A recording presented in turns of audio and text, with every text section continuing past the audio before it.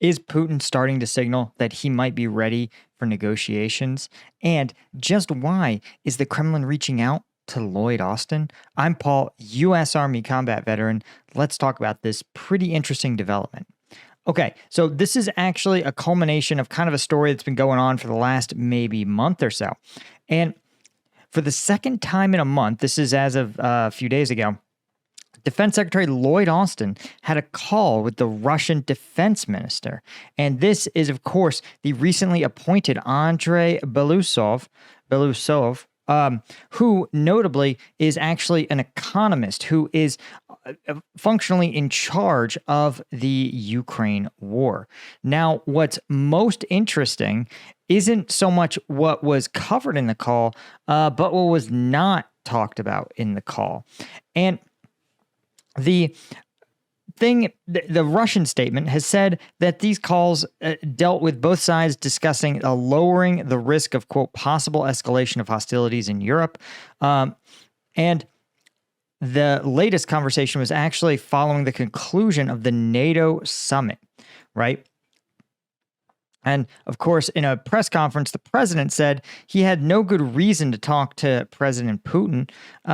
He said Biden's exact quote was, "Is Putin ready to talk? I'm not ready to talk to Putin unless Putin is ready to change his behavior." But that doesn't mean that Belousov is not ready to talk to Lloyd Austin, right? So you can see that first off, there was a conversation June 25th. In which, again, Belousov reached out to Lloyd Austin, right? And they just said it was to emphasize the importance of maintaining lines of communication in Russia's ongoing war in Ukraine. That's a really, really generic statement for a phone call. Literally, all it says is, it's good that we can talk. That's all that says. But then here's what's weird. 2 weeks later, he has another phone call, again initiated by Belousov. And again, they just said, man, it's really good that we're able to talk like this. But that's kind of suspicious. And it makes me think that there is more to the story, that there's something else that is taking place here that isn't ready for public release.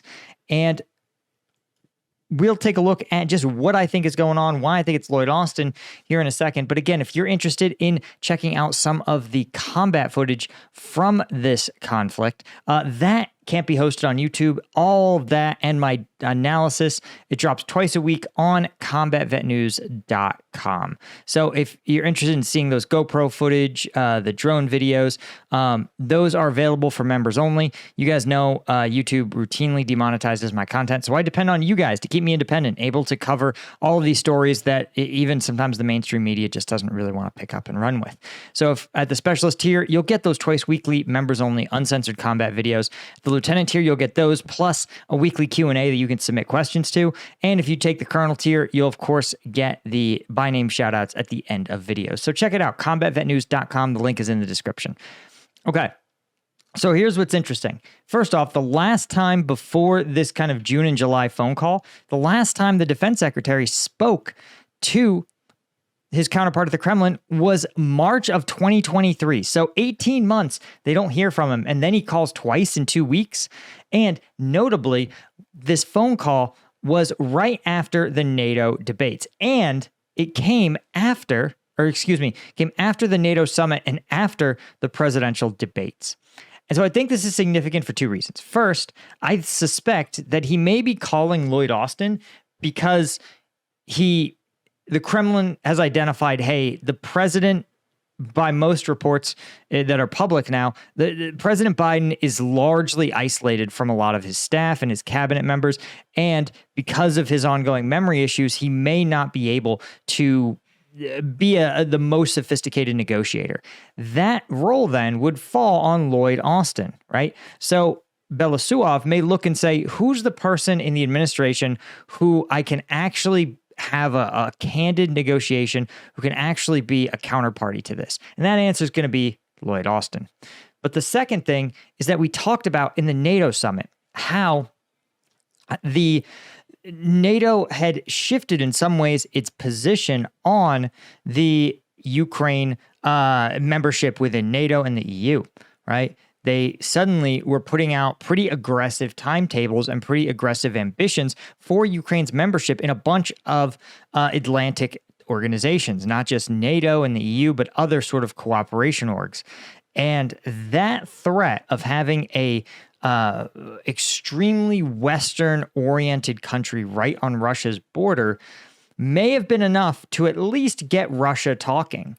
And that may be what Russia's trying to signal through these phone calls, right? They may not have any content, but the fact that two of them happen in quick concession may be signaling to Lloyd Austin and to the West in general to say, hey, there's a chat here. The Russians are, it's important that we're here to chat. Because we've heard what you said at the NATO summit, and the fact that this call came right after that NATO summit might be Russia's, or at least the Kremlin's way of signaling, hey, that message you sent, it was received here, and we are interested in a conversation. That's my theory on this here, right? That it's like the meta is the message, right? Because again, as we just pointed out, the actual content of the call does get listened to, right? That's how Trump got impeached in his previous administration, because he had a lengthy call with Zelensky, and the transcript of that call indicated that he had said and done some things he wasn't supposed to. So it's likely that Belousov said, I can't have a real conversation because these are going to be recorded and published, but the act of me picking up the phone and calling him should signal enough. That's my theory. Anyway, let me know in the comments what you guys are. And of course, check us out on combatvetnews.com. A huge thank you to the Colonel tier members, James Jerling, Steve Moran, Doug Beck, Alan Knudsen, Bastian Hemmerling, Yanko Georgiev, and all the Lieutenant tier members. Could not do this without you guys. Be sure to subscribe to the channel. That does help, and like the video. And I'll see you guys in the next one. Cheers.